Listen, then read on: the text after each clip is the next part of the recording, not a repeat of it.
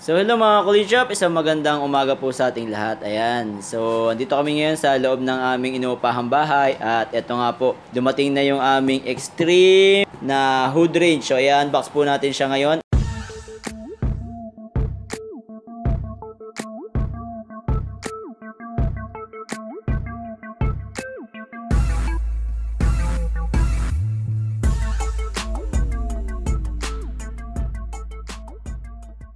Hindi po lingid sa inyong kaalaman na kami po ay nagpapa-renovate ng bahay.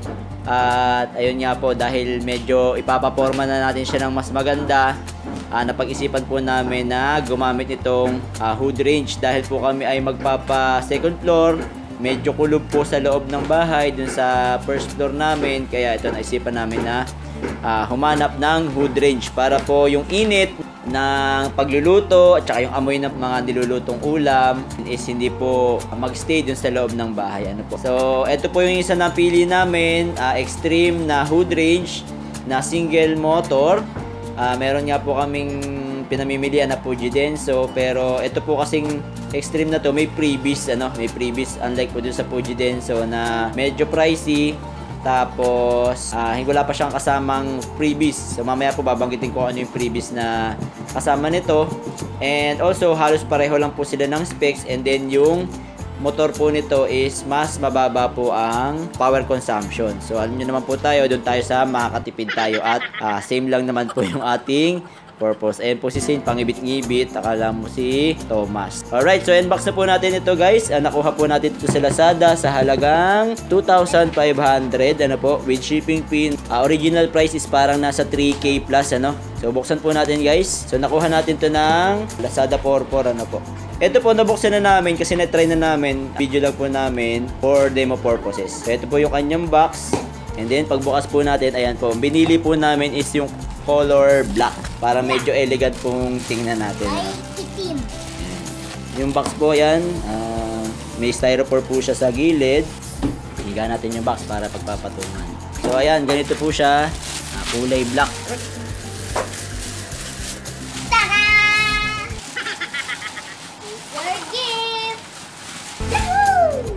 Ayan. So ito po yung kanyang itsura ngayon guys. Ito yung mga buttons niya para sa ilaw, sa tatlong level ng fan, mahina, medium, malakas, and then yung kanyang off button. Ayan. Then sa ilalim naman po, pag tinignan natin yung ilalim, ayan, meron po siyang screen. Ayan, may pangalan po dito, Extreme. May screen po siya, meron po siyang glass dito na parang scoop. So dito naman sa likod, sa ibabaw, meron po yung bukasan niya, yung motor, and then dito po yung lagayan natin ng dock natin. Okay, so ito po yung kanyang screen, aluminum po. Yes. Ganito po yung itsura niya. Ayan, dalawa po ganyan. So ito po yung kanya mga kasama, meron po siyang free charcoal filter. So ito po, ginagamit ito pantaklob na sa motor para po if gagamitin niyo po siya ng dockless, di po papasok or nawawala po yung amoy ng mga niluluto natin kahit na dockless po siya. Then, ito po yung manual. Kasama po dito yung cover. Ayan, yung cover po doon sa likod. Yung tornilyo po na gagamitin natin sa pag-mount natin sa wall or dun sa mga cabinet natin. At ito po yung previous na tinatawag ko o sinasabi ko kanina, yung kanyang pinaka-foil na duct or hose. So, ito po sa ibang product, wala po nito. Bibilihin nyo pa po ng separate. So, ito po yung nilalagay natin dito sa likod.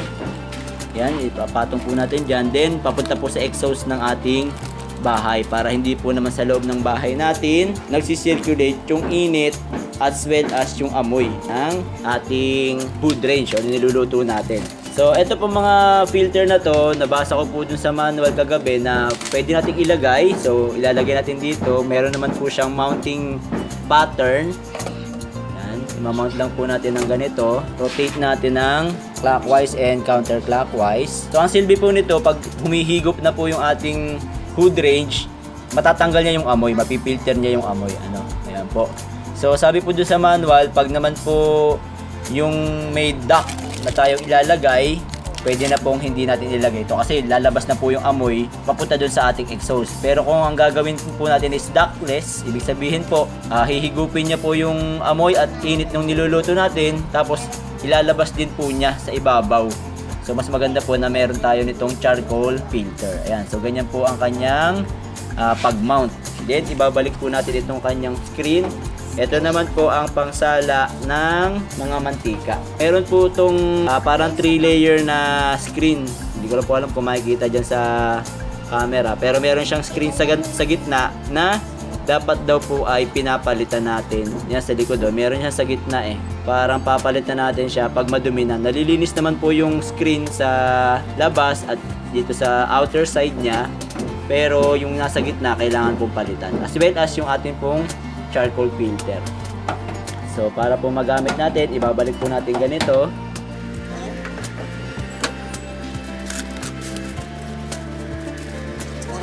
Meron siyang ayan, meron naman siyang guide tip, no? Susuksok natin dito sa butas. Ayan. Then ito po ibababa natin para mag-lock po siya dun sa ating hood range. Okay yan, then higa po natin siya. So ganito po natin kasi siya i-mount nasa ibabaw ng ating lutuan or gas range. So yan, dahil po yan ay bukas, ito po ilalabas lang natin itong ating cord. Tapos kailangan po na may adapter tayo, no? May adapter tayo kasi tatlo yan. So ito po mga flap niya, cover. Yan, may suotan naman po siya dyan sa loob. I-mount lang natin na ganito. Pasok lang natin na ganyan. Hindi ko alam kung naka-open na ako dyan. So, isusuot lang po natin yung cover niya na ganyan. Ayan, para nakasarado po yung kanyang duct. Try po natin ngayon na paganahin yung ating hood range. Siyempre, kailangan natin adapter. So, angat natin ng konti. Try natin muna yung ilaw. Ayan.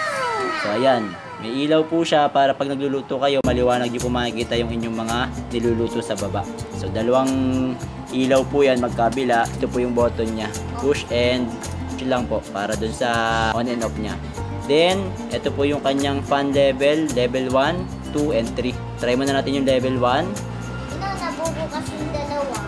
So, mapapansin nyo po, bumukas yung dalawang cover natin. Try natin naman kung nakakahigop naman siya, no? So, ayan, medyo nahihigop naman po yung ating tissue, pero hindi ganun kalakas. O, ayun, nahihigop naman. Nakikita nyo po, parang, ayan, hinihigop naman siya. So, medyo mahina nga lang po. And then, sa number 2, ayan, dumidikit na. Dito. Ayan, ganyan po siya. And then, 3. Ayan po yung number 3. Ayan. So, remember po, meron tayong sa loob, Tapos, ito po. Pipindutin nyo lang. 1, 2, 3. Then, off. So, tingnan natin po yung pag nakababa naman yung ating. Ayan. So, bumababa po yan, no? So, try po natin sa 1. So, mapapansin nyo po, yung umu-open naman ng kusa yung naka-close. O, yun. Umu-open siya kasi may nilalabas yung blower, no? So, kahit pa paano, makikita nyo na may nahihigop talaga siya. Number 2. Sa 2.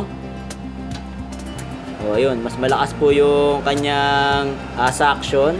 And then, try natin. Ayun, nagsasara po siya. And then, 3. Go! So, ayun, malakas po yung kanyang blower.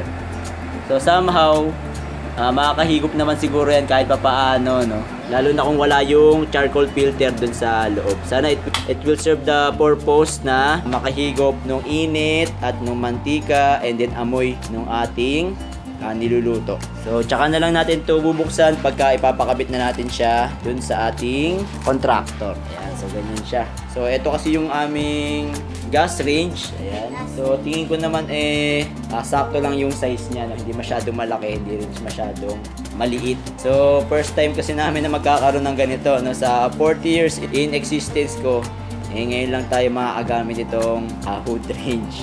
So, ang hood range po kasi natin, ito yung X-Hood 60 cm SM. So, ito yung binili namin, yung 60 cm. Yun ang binili namin. Medyo malaki na kasi yung 90 cm para dun sa aming area. Alright, so may instruction naman dyan para sa installation. So, So ito, kayang-kaya naman to ng mga contractor nyo kung kayo ay magpapakabit ng ganito. Yung iba, ito parang ganito, sa cabinet nila, naglalagay lang ng butas, pero hindi na nila kinakabitan nung duct hose.